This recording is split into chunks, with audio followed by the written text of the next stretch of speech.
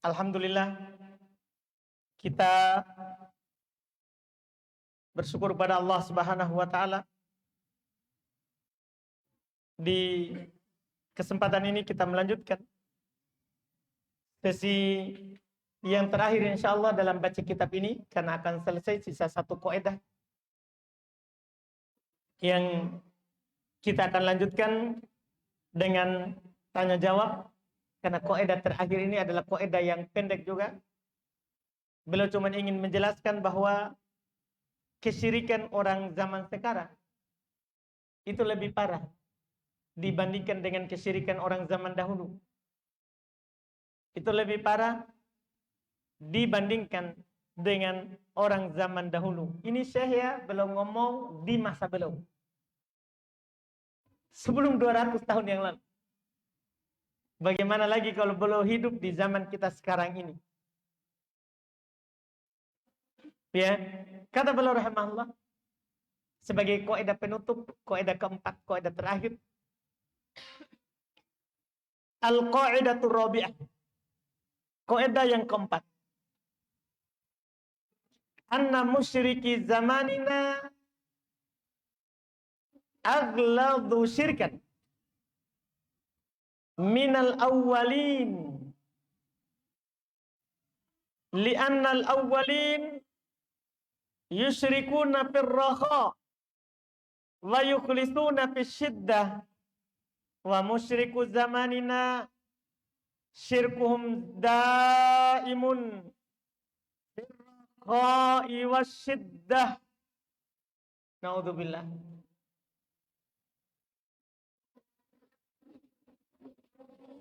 Kata penulis rahimahullah, musyrik zaman kita belum berbicara di masanya. Yang mana belum hidup tahun berapa tadi? Sekitar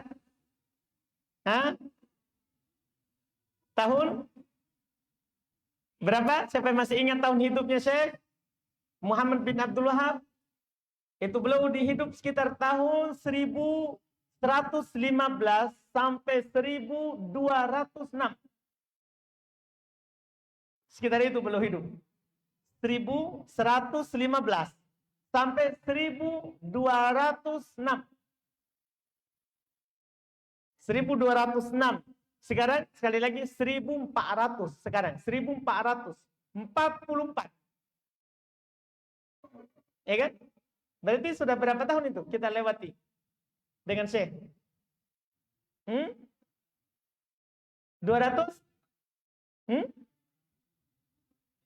200 sekian titik. Iya. Artinya ini sudah belum berbicara di masanya, di zamannya. Belum berbicara di masanya, di zamannya. Belum bilang musyrik di zaman kita. Masa belum? Aghladu syirkan, lebih kental syiriknya. Minal awwalin, daripada orang musyrik dulu di zaman Nabi. Kenapa bisa? Li'annal awwalin, alasannya ini. Karena musyrik zaman dahulu yusyrikuna fir raha. Mereka hanya berbuat syirik di masa lapang.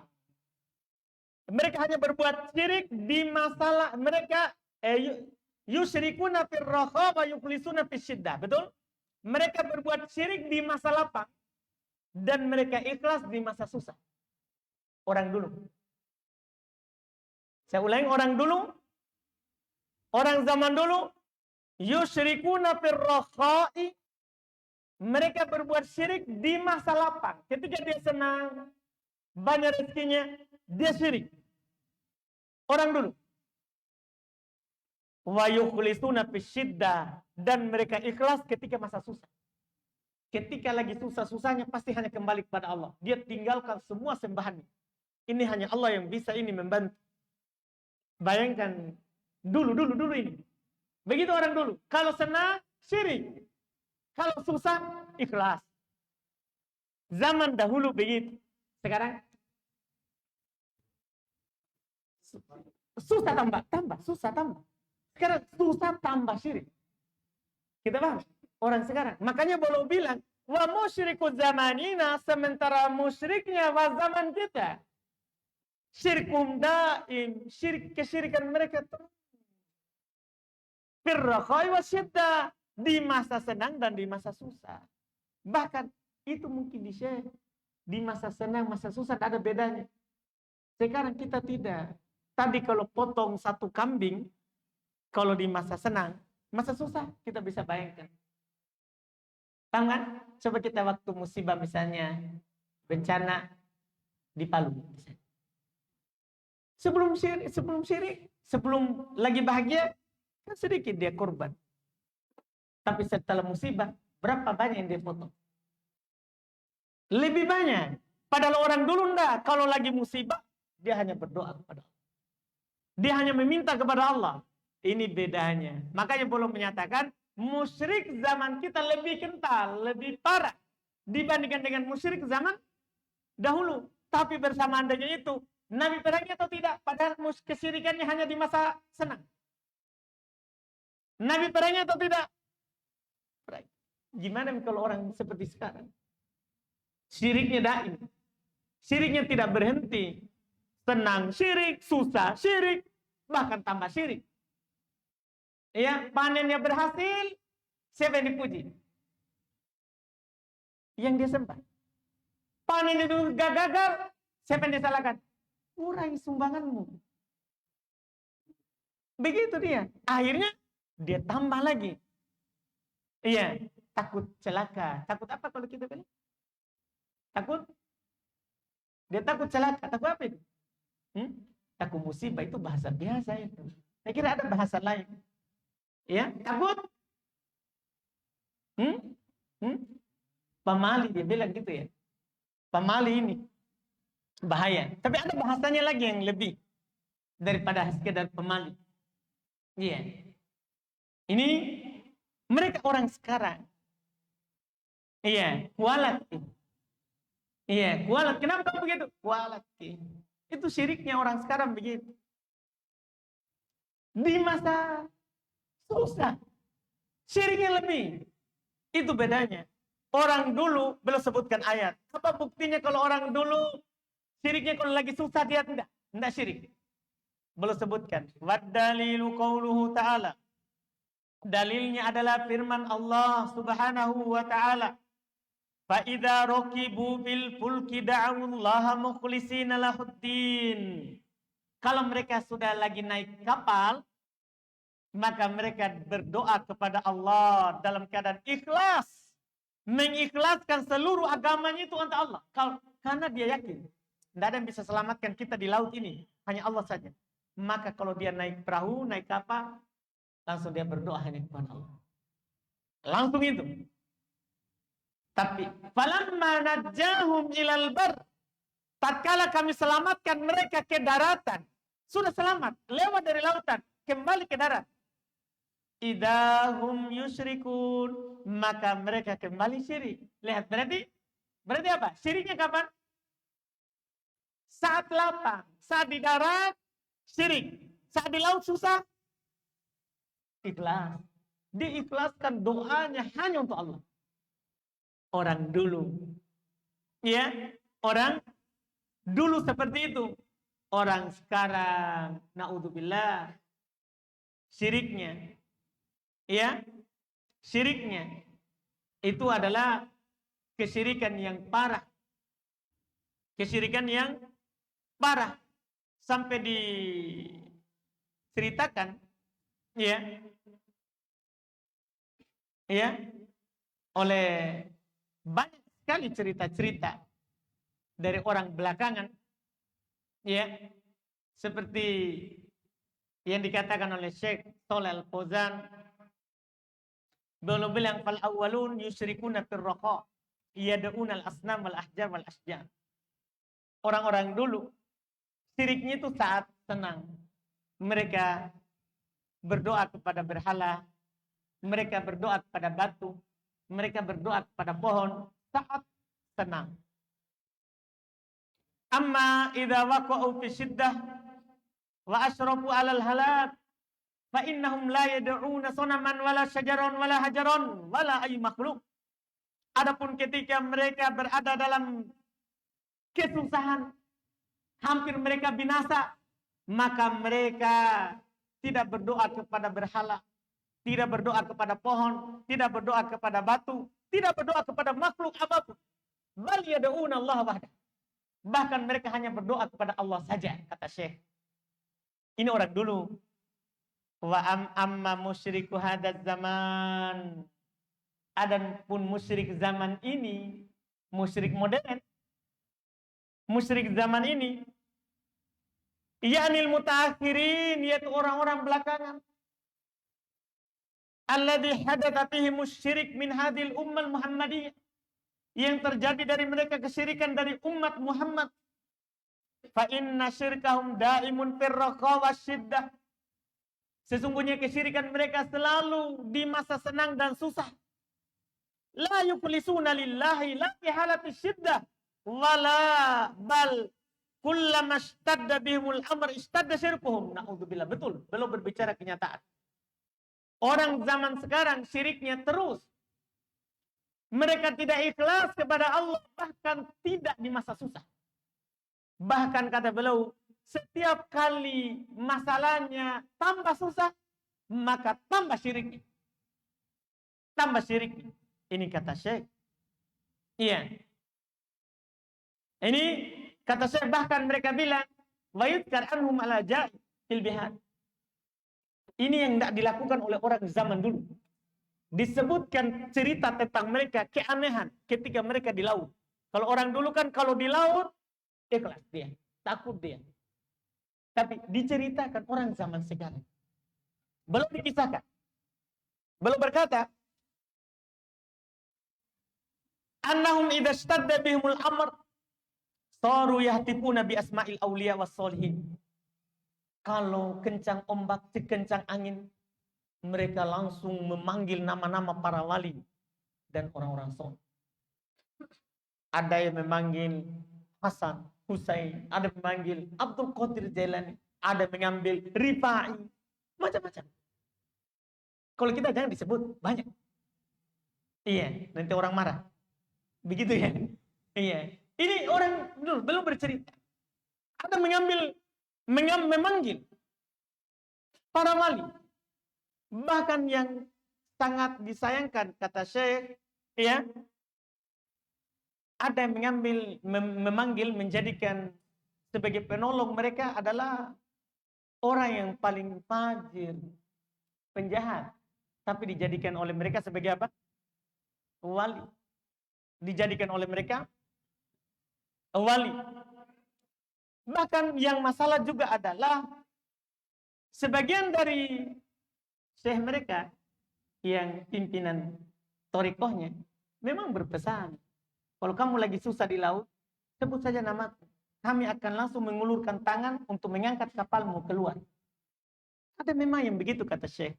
Ada orang memang dia bilang begitu kepada murid-muridnya, pengikutnya. Pokoknya kalau susah, panggil nama. Bahkan ada yang punya KTP, kartu keluarga. Kalau kamu ditanya di dalam kubur, bilang saja, kamu pengikutnya si fulan. Aman itu negara. Ada yang sampai begitu. Ada yang begitu. Iya. Dia bilang, fa'in fa'idha asobakum syai'un ihtabbu bi asma'ina. Wa nahnu nunkidukum. Kalau kalian lagi susah, panggil nama kami. Kami akan menyelamatkan kalian. Ada yang sampai seperti itu. Lihat zaman kita itu. Ini kata Syekh. Iya, ini yang disebutkan. Dan itu tadi yang saya bilang. Di antara yang disebutkan oleh Syekh sendiri, kalau di sini belum sebutkan satu perbedaan. Di Kasyfus Syubhat, kitab lain, belum sebutkan ada perbedaan lain lagi satu. Kalau musyrik zaman dulu, mereka hanya menyembah orang-orang soleh. Kalau dulu, orang soleh yang dia sembah. Ada orang baik, dia buatkan fotonya, dia buatkan patungnya, baru diibadahi. Zaman dulu begitu. Dia sembah malaikat, dia sembah para nabi, itu salah. Tapi zaman dulu begitu, dia sembah orang jelas baik.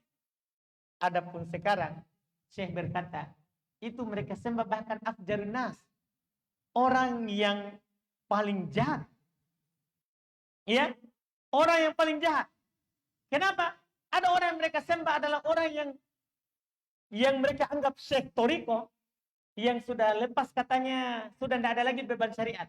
Sehingga dia melakukan zina, liwat, dia tidak sholat. Ini kan penjahat. Tapi mereka ibadah. Syekh toriko ini, kan ada tingkatan mereka itu, tingkatannya kalau sudah ada tingkatan itu, dia tidak wajib lagi sholat. Dia sudah tidak wajib sholat, terus halal haram tidak berlaku. Itu halal haram untuk awam. Untuk yang baru belajar. Kalau sudah tinggi, tidak ada lagi. Sehingga dia melakukan liwat, naudzubillah, mendatangi sesama jenisnya. Dia melakukan zina sama istrinya pengikutnya, tidak masalah. Syekhku berkah. Jadi dia merasa bahagia kalau syekh torikonya apa? Datangi, dia bilang berkah. Setelah mati, meninggal, itu dia sembah. Bayangkan, penjahat. Penjahat dia sembah. Ini orang zaman kita, kata Syekh. Orang zaman kita. Iya. Lihat perbedaannya. Lihat perbedaannya. Dan kita menarik kembali. Zaman dulu saja menyembah orang soleh, Nabi perangi. Karena Nabi anggap itu syirik. Bagaimana lagi kalau menyembah penjahat? Menyembah penjahat. Ini kaidah yang keempat. Dan ini kaidah yang terakhir.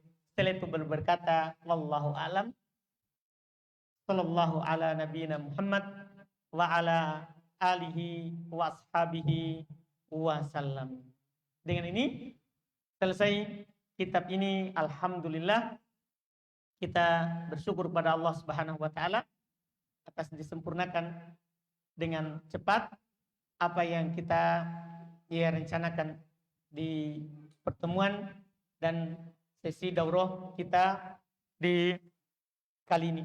Kalau ada pertanyaan, kita bisa berdiskusi dan tanya jawab jika masih ada pertanyaan, insya Allah. Silakan, Pak.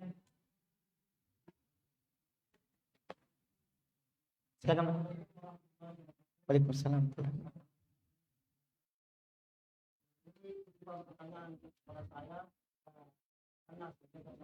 Silakan. Mengatakan bahwa dia membahas kitab tauhid itu tidak terlalu penting. Kemudian dia bilang katanya itu nanti di kitab-kitab yang lain baru disisihkan sedikit demi sedikit. Itu bagaimana sikap kita dengan sang ustaz, sang pengajar tersebut? Apakah kita mengambil ilmunya atau meninggalkannya? Baik. Baik. Masya Allah. Kalau dia bilang membahas kitab tauhid, Pak ya, memang tidak ada masalah. Kalau tidak mau bahas kitab tauhid, tidak masalah. Tapi kalau tidak mau membahas tauhid, itu masalah, Pak. Kalau kitab tauhid kan ada kitab tauhid yang ditulis Syekh Muhammad bin Abdul Wahab. Memang tidak masalah, tidak harus kita bahas kitab tauhid. Boleh kita bahas buku lain, tapi tauhid dulu.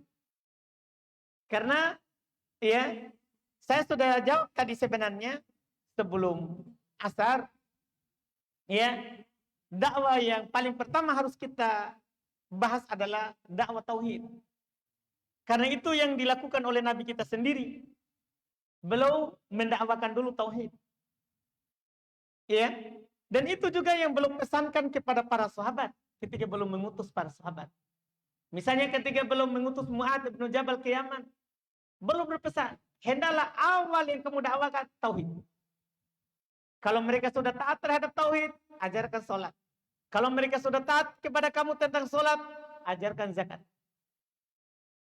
Itu yang disebutkan. Kalau ada yang seperti itu menunjukkan dia ada sesuatu dari dakwanya Nabi SAW. Ada sesuatu dengan dakwanya Nabi SAW. Sementara dakwah itu kan adalah sunnah muttaba'. Dakwah itu kan sunnah yang harus diikuti. Sunnah yang harus diikuti. Kita memulai dengan apa yang Nabi mulai itu lebih berkah, lebih bagus. Karena juga kalau kita membahas misalnya sholat, toharo, ya, puasa, zakat, haji, Sementara orang tidak bertauhid, dia sholat, kan percuma kalau sholat tanpa tauhid. Sholat tanpa tauhid. Itu nanti tidak ada nilainya. Kita untuk bersikap dengan hal tersebut, ya kita lihat dulu siapa itu yang mengucapkan. Kalau dia orang bodoh, tidak usah dipedulikan. Kalau dia orang bodoh, tidak usah dipedulikan. Kalau dia orang pintar, itu menunjukkan orang itu tidak pintar. Karena kalau pintar pasti dia tahu bagaimana, ya apa yang harus dikedepankan daripada dakwah. Itu dakwah Nabi dan para sahabat setelahnya sampai masa sekarang ini adalah dakwah yang perhatian terhadap tauhid.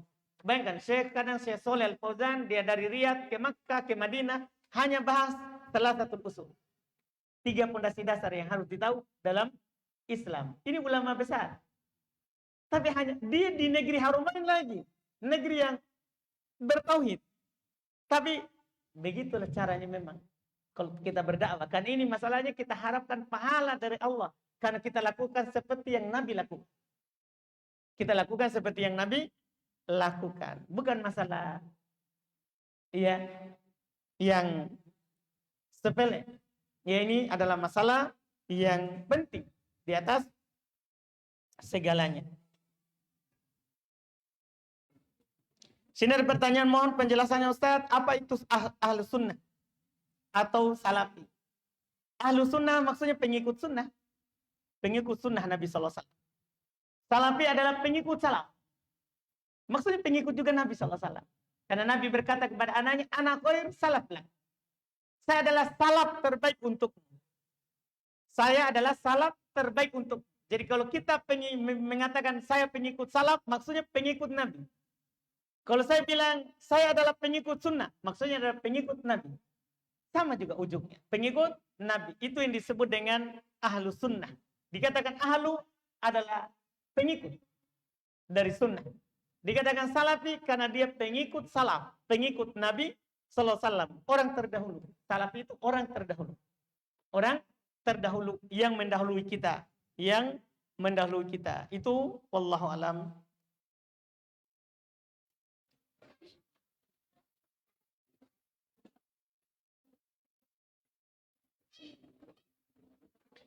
Bismillah, beri tips kepada kami Ustadz. Karena terkadang kami bisa syirik melalui ucapan atau perkataan. Belajar. Tipsnya adalah tidak ada lain kecuali belajar. Para sahabat bisa bebas dari kebiasaan musyrikin di zamannya. Itu karena mereka belajar kepada Nabi. Tidak ada yang bisa membebaskan kita dari berbagai macam dosa, maksiat, syirik, dan selain syirik. Kecuali dengan belajar. Kecuali dengan belajar. Itu wallahualam.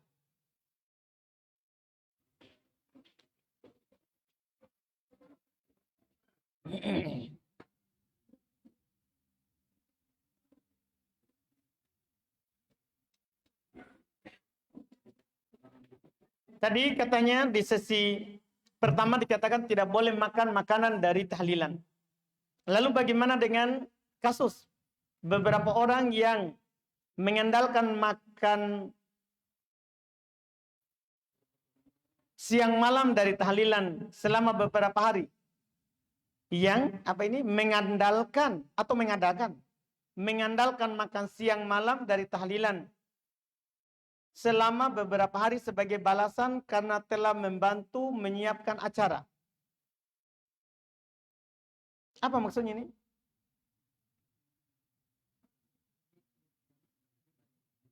Jadi ada orang ikut membantu tahlilan, kemudian ikut makan-makan situ. Para ulama mengatakan ikut kumpul makan-makan di rumah mayat itu termasuk niyah. Termasuk meratapi mayat. Termasuk meratapi mayat, tidak dibolehkan.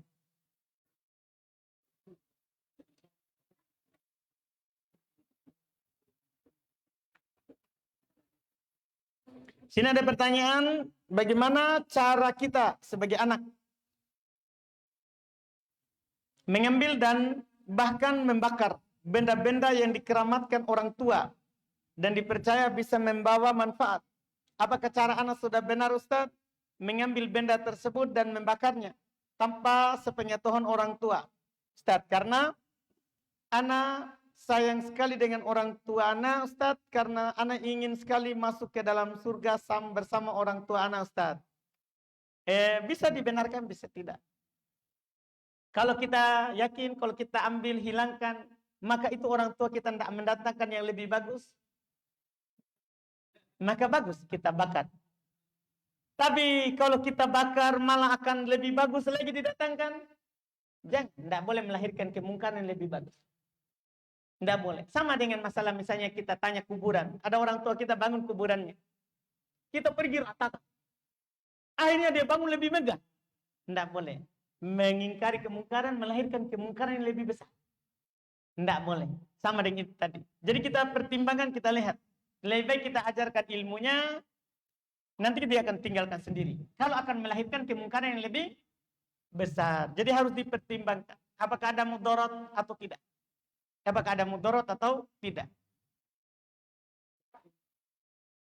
Kemudian pertanyaan berikutnya, apakah menutup bagian bawah dagu wajib ketika sholat, yaitu akhwat?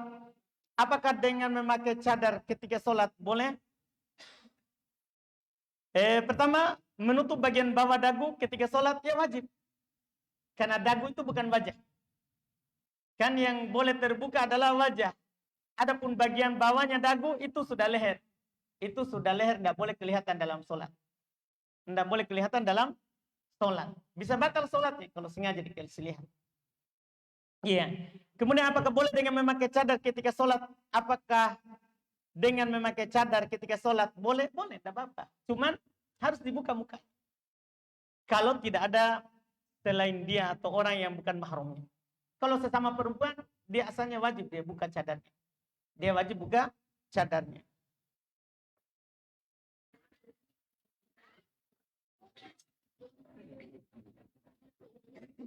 Apa Ustaz izin bertanya, apa yang harus saya lakukan jika saya mengetahui ada jimat yang disimpan di dalam kamar? Apakah saya menghancurkan jimat tersebut tanpa sepengetahuan yang punya, atau cukup menegakkan hujah bagi dia? Itu tadi sama. Kalau memang kita hilangkan langsung, orang tidak sadar, tidak cari lagi, tidak mendatangkan yang baru lagi, hilangkan.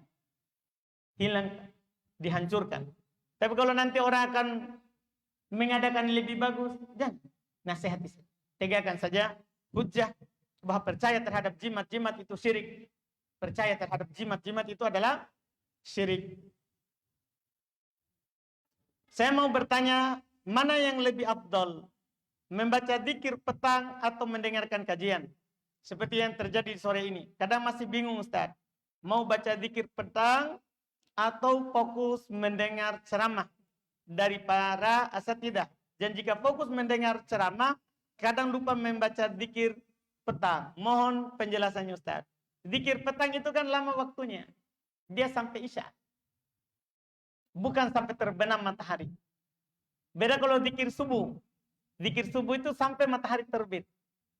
Jadi sedikit. Sementara dzikir petang sampai sepertiga malam pertama. Jadi waktu kita luas. Waktu kita luas.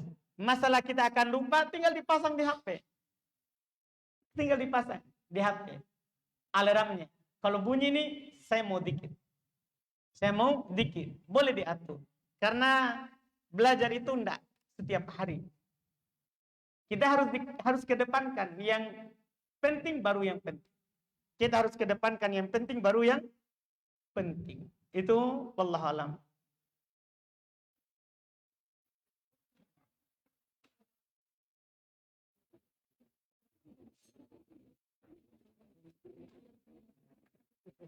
Masya Allah, ini tulisan luar biasa.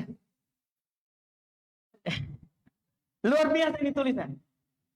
Saya mungkin karena kurang belajar dulu, jadi saya tidak tahu bacanya. Iya. Ini tulisan Masya Allah, saya tidak bisa baca. Tapi siapa yang punya pertanyaan nih kira-kira? Iya. Akhwat ya atau ikhwan? Yang ada Bismillahirrahmanirrahimnya pakai huruf Arab, kemudian juga ada Bismillah pakai huruf Indo.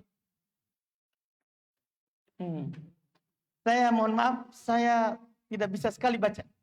Daripada pusing kepala, ya saya biarkan saja dulu.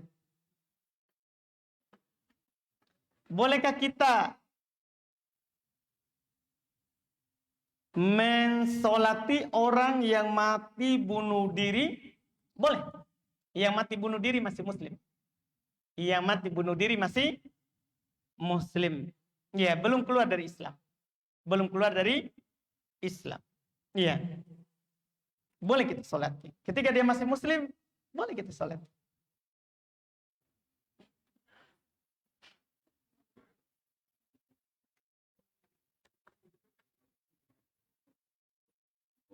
Oh, ini berarti sama ini dari satu orang. Tulisannya sama. Iya. Tulisannya cantik sebenarnya, cuman saya yang tidak bisa baca. Iya, tulisannya cantik, Masya Allah. Bagaimana menyikapi keluarga yang masih sering melakukan baca-baca syukuran yang di dalamnya ada praktik kesyirikan, pakai dupa-dupa dan sebagainya. Dan kita wajib ikut di dalamnya, tidak bisa menghindar. Ya, pertama sekali jangan langsung bilang begitu. Coba nasihati dulu. Ya, nasihati dulu. Dan kalau diterima, alhamdulillah. Kalau tidak diterima, kasih tahu. Kalau berarti saya tidak ikut kalau itu dilakukan. Mohon maaf, bukan berarti saya tidak taat, bukan berarti saya tidak sopan. Kita sampaikan baik-baik. Jangan langsung menghindari. Jangan, nasihati dulu baik-baik. Kalau diterima, alhamdulillah. Kalau tidak, itu tadi. Kita nasihati dulu juga, bahwa kita akan menghindar. Tidak akan ikut bantu. Tidak akan ikut bantu. Kalau kita nasihati seperti itu, dan kita sudah katakan, alhamdulillah insya Allah nanti akan aman. Akan aman. Tapi kalau kita melakukan seperti itu, dia akan usir kita misalnya dari rumah.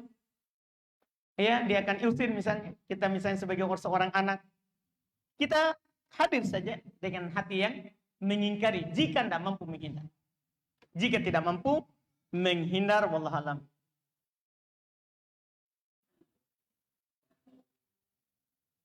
Bagaimana sikap kita dan cara kita menjawab jika ada seorang berkata dan bertanya kepada kita tentang aliran yang kita anut karena melihat kita berbeda dengan muslim yang lain. Iya, kalau ditanya tentang misalnya kamu aliran apa? Saya aliran Muhammad. Jawab saja. Iya, aliran apa? Aliran biasa. Alirannya Nabi Muhammad SAW. Hanya ia berpegang dengan Al-Quran dan Sunnah di atas pemahaman para sahabat. Lebih baik kita terus terang. Karena kadang kalau kita bersembunyi-sembunyi, itu nanti membuat kita tidak jelas terus. Sehingga nanti orang akan ini. Tapi kalau dari awal kita jelas. Dari awal kita punya sikap misalnya. Kalau saya ada tahlilan, tidak hadir. Atau kalau saya makanan dibaca-baca, tidak hadir. Dan itu ya dipraktekkan oleh banyak sekali ulama yang begitu. Akhirnya kita tidak diajak, sudah tahu, oh kalau dia tidak makan yang begini, tidak usah dipanggil. Jadi mereka sendiri akan sadar kalau kita punya sikap. Tidak usah kita malu mengaku bahwa kita ini alirannya Muhammad SAW. Tidak usah malu. Kenapa kita malu? Kenapa kita malu? Dan kenapa kita takut? Orang beriman itu tidak takut celaan orang-orang mencela. Biar saja orang mencela karena kita mengaku umatnya Muhammad. Pengikuti Nabi Muhammad. Tidak apa-apa. Ya kita kan cuma dicela. Nabi Muhammad sudah dikatakan tukang syair, Nabi dikatakan gila, tidak ada masalah dengan beliau. Iya, tidak ada masalah dengan beliau. Sini ada pertanyaan lagi. Mana yang lebih utama bagi seorang akhwat? Menuntut ilmu dengan mendatangi majelis ilmu meski jauh? Atau mencukupkan diri dengan menuntut ilmu di dalam rumahnya? Kalau dia bilang jauh safar, lebih utama di rumah. Jauh maksudnya harus safar. Adapun kalau jauh maksudnya tapi tidak sampai safar, tidak sampai keluar daerahnya, lebih utama datang ke majelis. Jika aman di jalan. Jika aman di jalan, lebih utama dia ke majelis. Wallahualam.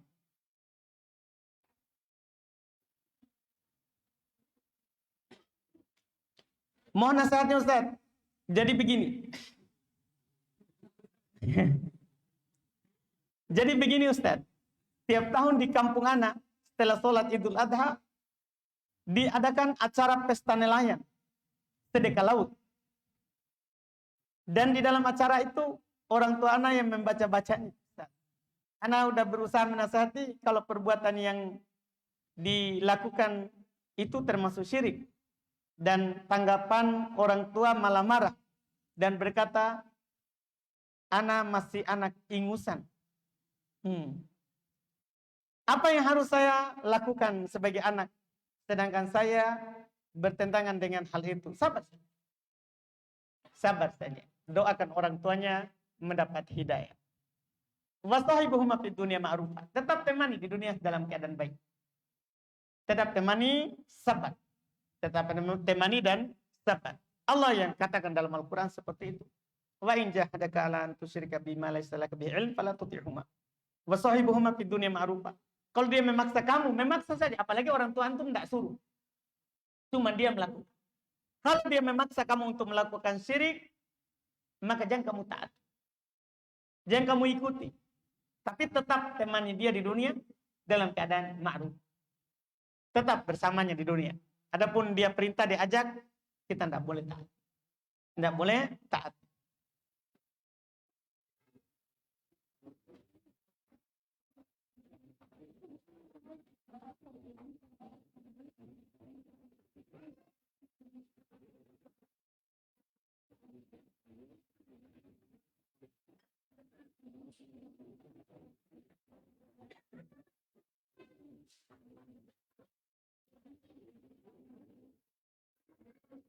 Masya Allah.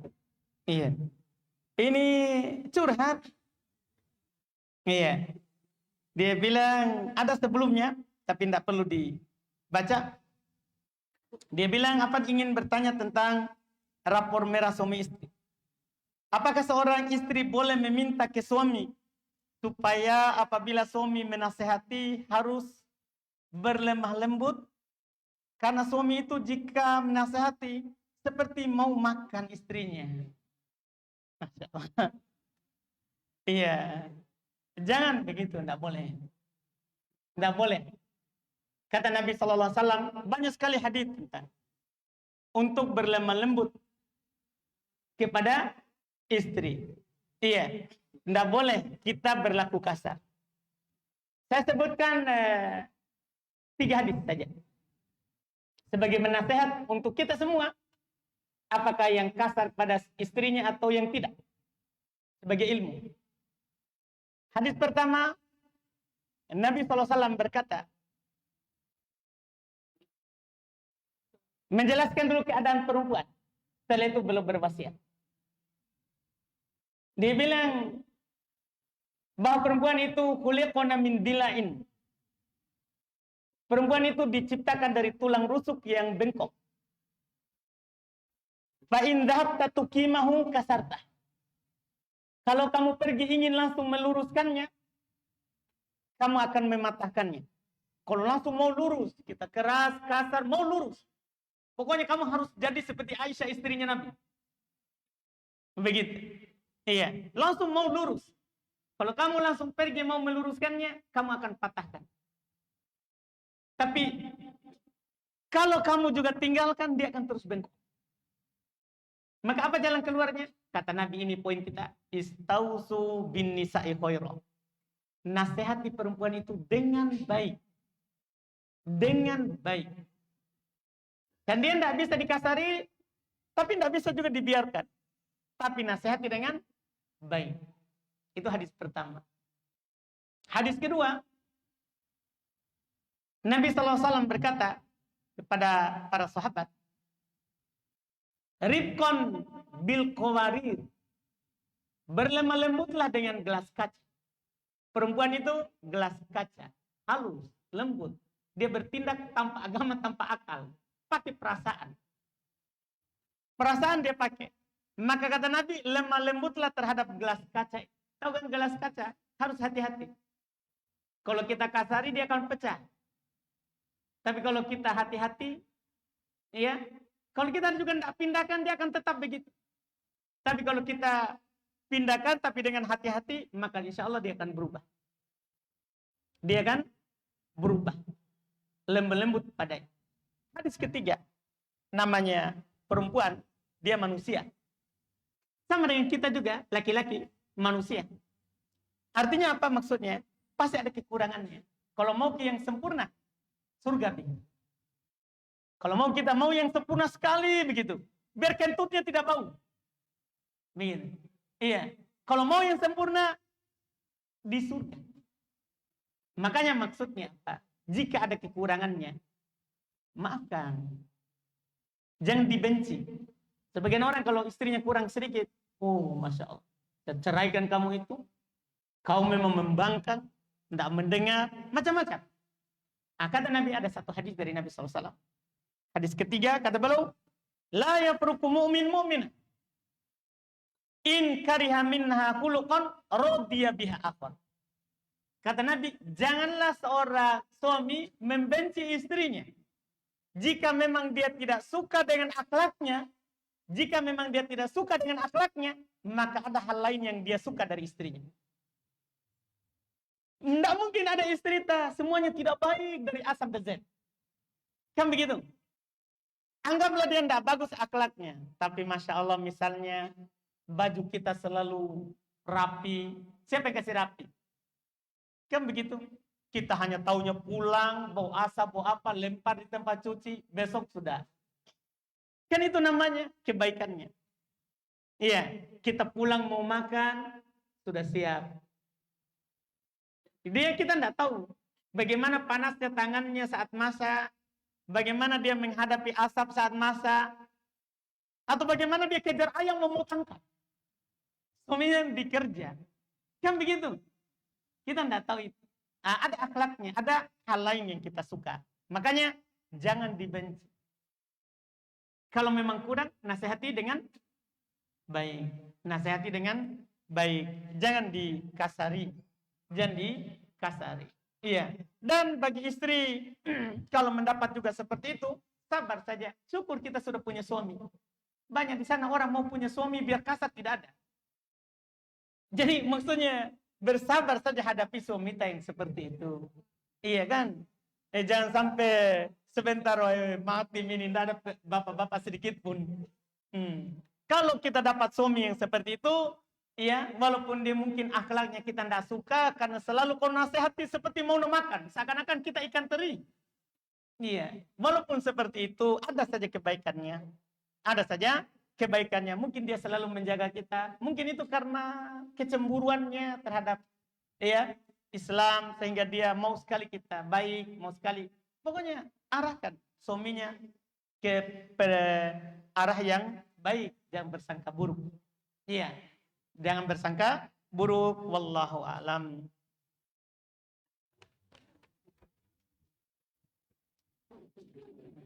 Masya Allah. Bagaimana cara Nabi romantis dengan istri-istrinya? Masya Allah. Ini pertanyaan butuh sejarah. Yang bertanya ini kita, Pak. Kita belum tahu makin menikah, sudah bertanya romantis. Masya Allah. Banyak hal Nabi caranya romantis.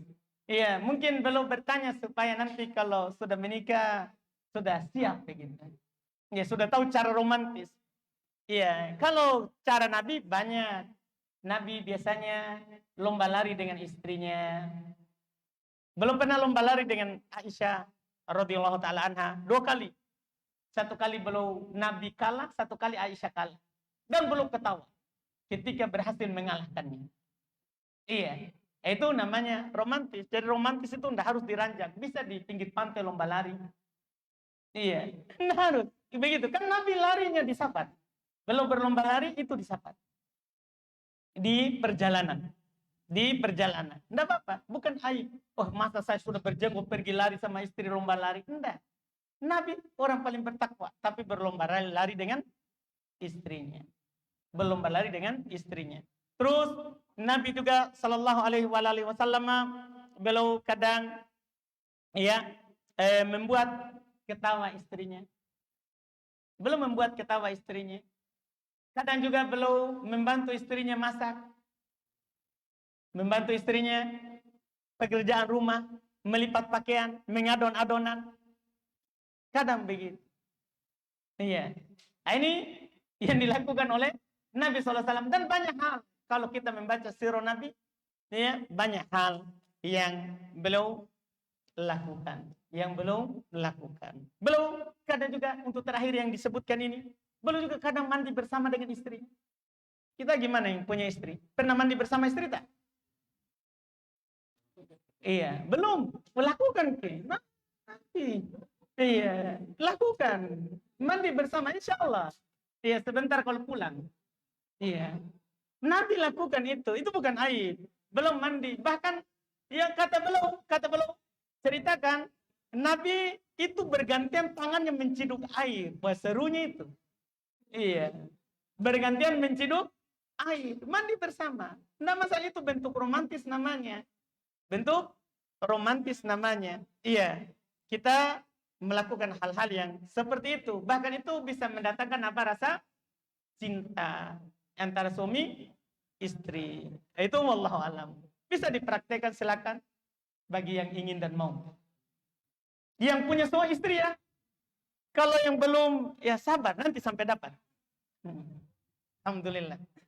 Semoga segera dapat yang belum dapat. Habis kayaknya. Oh, ada kuis. 3 akhwat, 3 ikhwan. Apa ini? Apa kuisnya? Apa hadiahnya, Pak? Oh, amplop. Masya Allah. Mantap juga ini. Boleh saya ikut ini? Alhamdulillah. 3 ikhwan, 3 akhwat. Dapat amplop. Siapa ikhwan yang akan menikah dalam waktu dekat? Dia dapat amplop. Bukan baru berniat ya. Bukan baru berniat. Kalau berniat, semua orang berniat. Iya. Yang sudah memang dalam waktu dekat. Hah? Harus? Tidak harus. Pokoknya dia sudah ada pelamaran. Hah? Jami dulu yang kedua. Yang pertama, Bu. Iya. Siapa ada? Ikhwan? Akhwat ada? Ada akhwat? Tidak ada. Baik. Berarti beralih. Siapa yang baru menikah dari ikhwan? Yang baru menikah.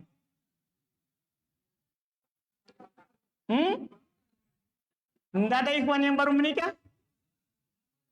Akhwat ada? Masya Allah, ada amplop. Oh, belum. Oh, tidak ada juga. Aduh, berarti tidak ada sama sekali yang baru, tidak ada sekali yang mau. Apa ini? Baik, apa ini kuisnya? Pertanyaan. Siapa ikhwan yang mau ditanya? Kita, Pak. Baik. Masya Allah. Ini namanya pemberani. Masya Allah. Iya. Apa yang disebutkan oleh Syekh yang kalau kita lakukan maka itu lambang kebahagiaan? Bila tadi kita bersyukur, bila diberi musibah kita bersabar, bila berdosa kita beristighfar. Masya Allah, mantap. Jika diberi bersyukur, jika ditimpa musibah bersabar, jika berdosa beristighfar. Betul. Masya Allah. Barakallahu fiik. Yang lain lagi, tengah. Yang mau ditanya, yang tengah. Ikhwan? Apa kaidah yang terakhir yang belum sebutkan?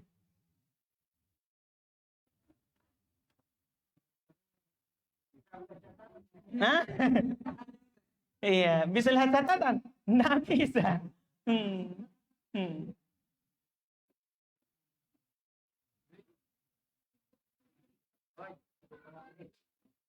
Nabi diutus di tengah-tengah umat dengan bermacam-macam pengambaran.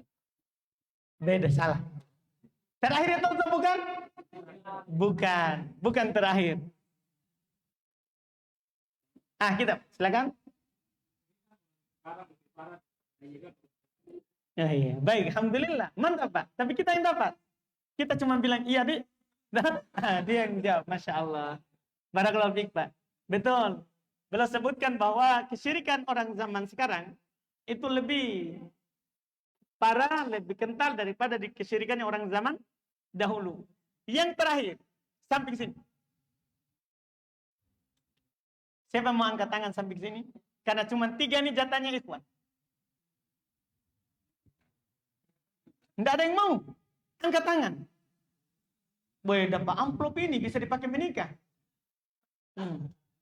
Nah, kita, Masya Allah, sudah menikah? Belum, mantap, baik. Kenapa bisa syiriknya orang sekarang lebih daripada dulu? Mau diulang? Kenapa bisa syiriknya orang sekarang? Apa alasannya? Lebih parah daripada orang dulu.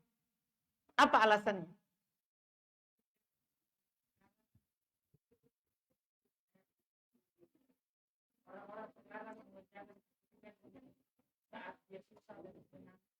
Sementara dulu.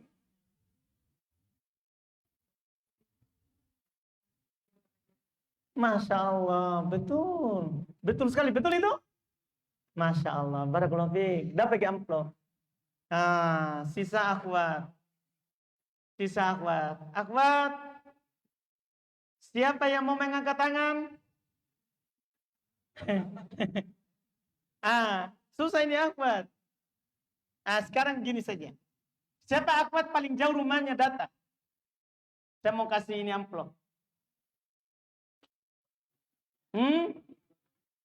Yang paling jauh. Siapa? Berapa orang? 1 Ji. Baik. 1 yang paling jauh. Dapat. Sebentar baru kita kasih. Yang paling jauh sudah catat, sudah ada amplopnya. Baik, yang kedua, yang paling banyak anaknya. Ya. Siapa akhwat yang paling banyak anaknya? Abu Arkan, berarti Ummu Arkan. Allahu Akbar. Berapa Abu Arkan? Sebut dulu. 5. Baik. Siapa tahu ada lawannya di belakang. Ada berapa? 8. 6. 8. Ada berapa? 9. Masya Allah, kasih itu yang 9. Iya. Ternyata antum Abu Arkan masih kalah. Alhamdulillah. Masih kalah. Baik. Sisa satu amplop untuk akhwat. Sisa 1 amplop untuk akhwat. Tadi yang paling jauh terus paling banyak anaknya. Terus sekarang yang tidak ada anaknya. Banyak nanti. Akhwat